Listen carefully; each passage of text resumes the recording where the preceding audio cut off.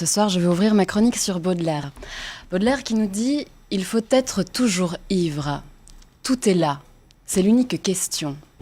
Pour ne pas sentir l'horrible fardeau du temps qui brise vos épaules et vous penche vers la terre, il faut vous enivrer sans trêve, ajoute-t-il. Alors, et si ensemble, on décidait, on osait s'enivrer de rêves? Et si on osait rêver d'une société qui ne se construit pas dans le rejet de l'autre, de l'altérité? Alors, bien sûr, j'ai appris à ne pas confondre rêve et fantasme. Mais est-ce que ça relèverait vraiment du fantasme d'imaginer une société où le vivre ensemble ne se contenterait pas d'être une notion, un concept vide, un outil de communication politique pour endormir les consciences face, au mieux, à notre silence coupable, au pire, à notre complicité muette dans l'abandon de toute une partie de la population, celle que l'on juge de trop ou qu'on juge pas trop comme nous. Alors, moi, je suis pas là pour régler des comptes, hein. Je suis juste là pour parler des rêves. Je me dis simplement que c'est difficile de rêver ses propres rêves quand tant d'autres sont privés de rêver les leurs. Je me dis que c'est difficile de rêver ses propres rêves en se réveillant chaque matin dans un monde où, en Chine, des hommes et des femmes, par le seul fait de leurs convictions religieuses, sont enfermés dans des camps et réduits à l'esclavage pour garantir nos jouissances consuméristes.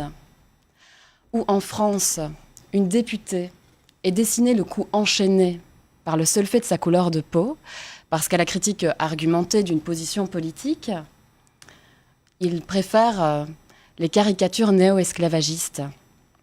Ou en Amérique, la mort filmée d'un homme sous le genou d'un policier n'a pas suffi à conscientiser ses pairs pour qu'il soit le dernier.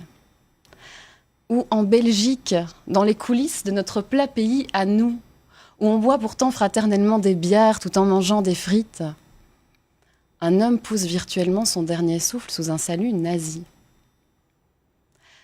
Mais moi, je viens pas pour régler des comptes, hein. Je viens juste pour parler des rêves. Alors parlons-en des rêves. Parlons de la façon dont on pourra s'assurer la liberté de rêver sans manger les rêves des autres jusqu'à vomir, jusqu'à les vomir. N'oublions jamais que pour rêver, il faut oser. Que choisir, c'est renoncer, mais que ne pas choisir, c'est souvent se condamner à la passivité. Alors ensemble, osons. Osons rêver de justesse, osons rêver de justice et osons faire bloc pour aller la chercher. Osons donner à notre éphémère des allures d'éternité. Parce que notre éphémère, c'est le futur de ceux qui nous suivront.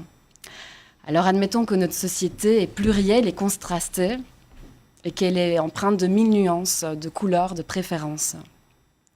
Ne les nions pas, ne les fouillons pas, chérissons leur richesse et assumons leurs conflits, parce qu'ils ne sont rien d'autre que l'essence de la vie.